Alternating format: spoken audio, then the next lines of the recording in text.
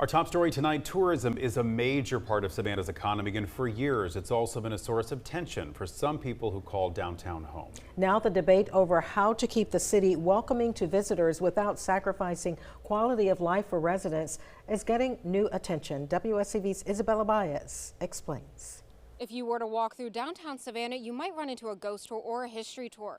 However, one guide and chairman of the Savannah Association of Local Tours says he's working to continue dialogue between themselves and the ones who live in the area who might feel some frustrations. Some of those companies are literally just one nerd walking around sharing their passion with the city, and it's really important to me that we preserve the opportunity for locals to do that. SALT, or the Savannah Association of Local Tours, was established over a year ago to help be a voice for local tours in Savannah and to continue conversation amongst those who live in the areas they work in. The Neighborhood Association has some understandable concerns regarding the volume and presence of nighttime tours in neighborhood areas, and we can kind of understand where they're coming from.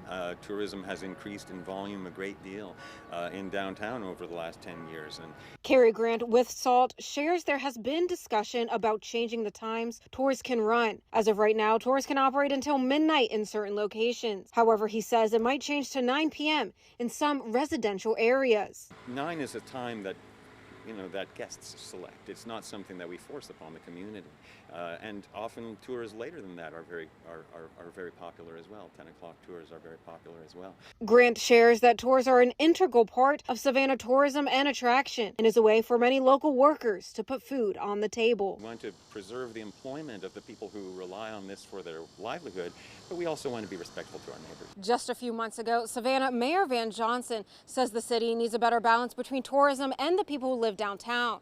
Grant says that's something he hopes SALT and the city can work on together. Reporting in Savannah, I'm Isabella Baez, WSAV News 3, on your side. New tonight, 14 years later, Statesboro police are renewing their call for answers in an unsolved murder.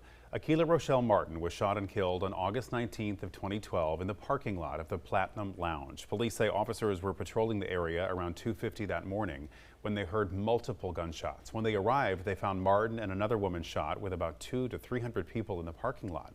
Investigators say the case has remained open since her death, and a reward is now being offered for information that leads to an arrest and conviction.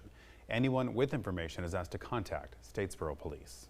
One person is in custody, and police are searching for a second suspect after a shooting near Windsor Forest High School. It is a story we brought you yesterday as breaking news. Savannah police say two groups got into a fight near Largo Drive and Woodley Road just before 3 p.m. Officers responded after a shot spotter alert and found a man had been shot. He was taken to the hospital with serious injuries. About an hour and a half later, Savannah police were called to another shooting, this time off East 71st Street. Officers found a young man inside a home with a gunshot wound. He was taken to the hospital for treatment. Both shootings remain under investigation.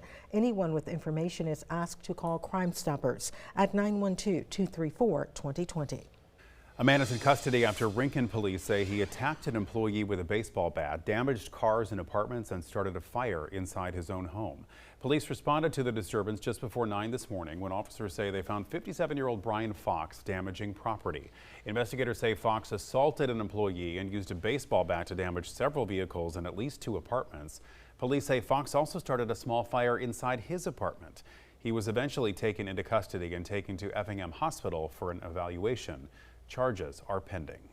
2 kidnapping cases, 3 arrests, and at least 1 suspect still on the run. Bullitt County law enforcement is revealing new details about the 2 separate investigations that unfolded yesterday. WSAV's Evan Smoke has how authorities tracked down the suspects and what they're saying about the search for the person still out there. Tuesday evening, a Bullitt County Sheriff's deputy arrested 21-year-old Seth Talmadge. He was wanted for allegedly kidnapping 2 minors from North Carolina. Captain Todd Hutchins says Talmadge may have a connection to one of the victims. He had been having communication with one of these females to the point where I guess they thought they were in somewhat of a relationship. Talmadge was taken into custody without incident.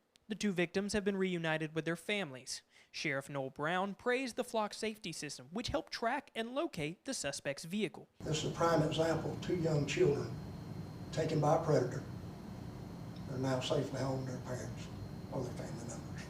Just because sometimes things are used inappropriately, everybody's not doing that. This is a very proper tool to be used in law enforcement. It's an important tool to us. I really don't know what we would do without it right now. Investigators also provided more details about the Tuesday morning incident in Register. We learned one of the suspects was taken into custody thanks to the help of a local resident. He took a chance on opening that door, folks. This gentleman went to his door for help. And he was there when we got there because he held him at gunpoint until we got there. And I don't mind telling you that, because you as a citizen, it's okay to do that, especially when you know that somebody is trying to get out of an area that don't belong, trying to get back to North Georgia. Interim Statesboro Police Chief Jared Aiken says the victim found in the car was the suspect's target. He was allegedly kidnapped from the city. He was definitely targeted as the individual they wanted to take into their custody. That was Evan Smoke reporting. Sheriff Brown advises residents to lock their homes and cars to help decrease the risk of theft. For Talmadge, he is currently waiting extradition in the Bullitt County Jail.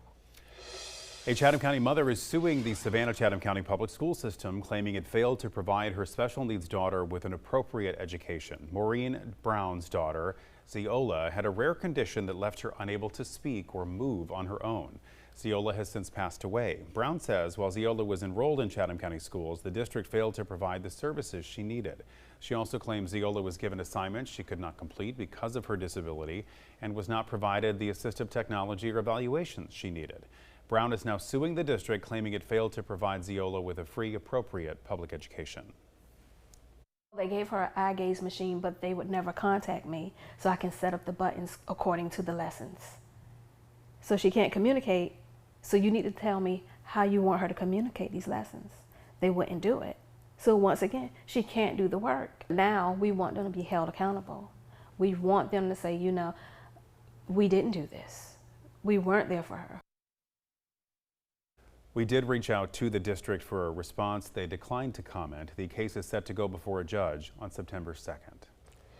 New tonight, Savannah police and city leaders are taking their public safety message directly into the community. The department held a community walk tonight in the Live Oak neighborhood, giving residents a chance to speak with police and city leaders following multiple shootings across Savannah. The walk at B Road Park and Walking Trail was planned before the recent violence. Police Chief Lenny Gunther says these walks are part of an ongoing effort to build relationships, hear concerns, and work with residents to make neighborhoods safer.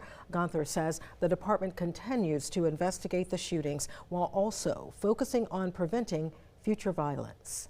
No, when we get out and we walk the pavement with our community members, we switch from being reactive to being proactive and collaborating.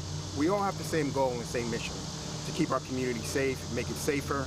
And an engaged community is an empowered community, and an engaged and empowered community is a safer community.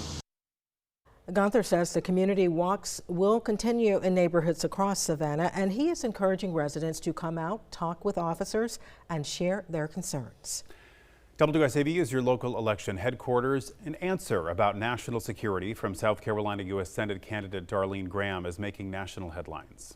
National security is not my thing, not my area of expertise, but I do support the military. That was Graham's response after she was asked whether Taiwan and the South China Sea are national security issues for the United States. The debate also featured Graham's Republican opponent, U.S. Representative Ralph Norman. The candidates also questioned each other's records involving President Trump, with Graham targeting Norman over his initial concerns with parts of the president's tax and spending bill. You were the holdout on the big, beautiful bill, and Trump had to call you in and convince you to sign it. It wasn't anything like what you're talking about. It was, he said, what are you holding it up for? I said, well, the subsidies for electric cars is dumb.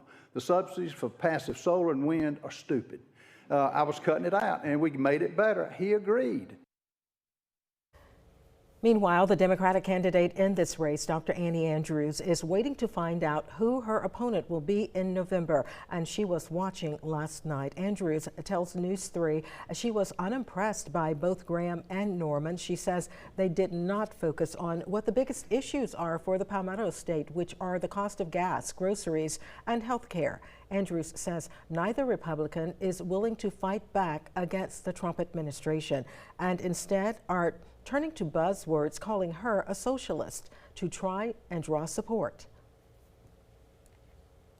They're trying to paint me as a socialist, tells you they have nothing else to run on. They know they don't have a legislative record to stand on. They know that this administration is failing. They know that this war is unpopular, that everyone is feeling the pain at the gas pump and at the grocery store. They're not offering solutions. So they're just going to revert back to these really, basement level attacks. And the bad news for Ralph or Darlene or whoever it is I'm not a socialist. So that argument is not going to carry a lot of weight this election cycle.